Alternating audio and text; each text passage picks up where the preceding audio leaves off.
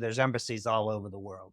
Once you get overseas, and let's say you're at a high risk area. So, for example, you were in Iraq twice, and you were in Ho Chi Minh, Vietnam. What would be your primary responsibilities as a DS agent? Another very nuanced question. So Iraq, for example, Baghdad was such a large embassy that rather than having multiple responsibilities as you would at a traditional State Department posting as a DS agent, Iraq, we had very specific duties. So mine was high threat protection when I was in Baghdad. So I led a team of 15 to 20 U.S. government contractors from Triple Canopy, all military veterans, combat veterans, and we would take out diplomats into the red zone to conduct the things that diplomats do. They would go to different ministries to communicate with people. They would go to refugee camps to communicate with individuals, supporting those refugee camps.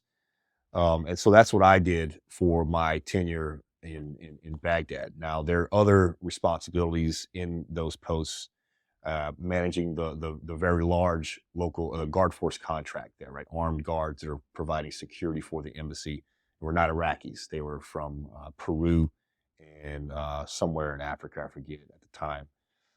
You could have your countermeasures division or your investigative division or your facilities division in Baghdad that are really focused on what they have to do to keep the embassy secure from a physical security standpoint. So in those places, in Baghdad, in larger embassies, and I imagine when we were still in Kabul, it was the same thing. That is my understanding that it was. When you go to a smaller post and you only have a few agents, then your duties really expand. And you can be given, multiple duties. For Vietnam, for example, I was the assistant regional security officer. So my boss, the regional security officer, he dealt with all of the high level stuff, dealt with anything to do with the executives. He was responsible for that.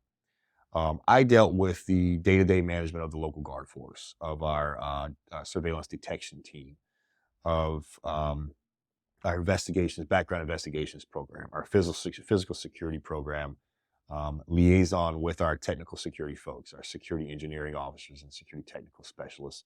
So it was very much security related, a counterintelligence briefing program, for example. Depending on where you are, that may be more robust or less robust.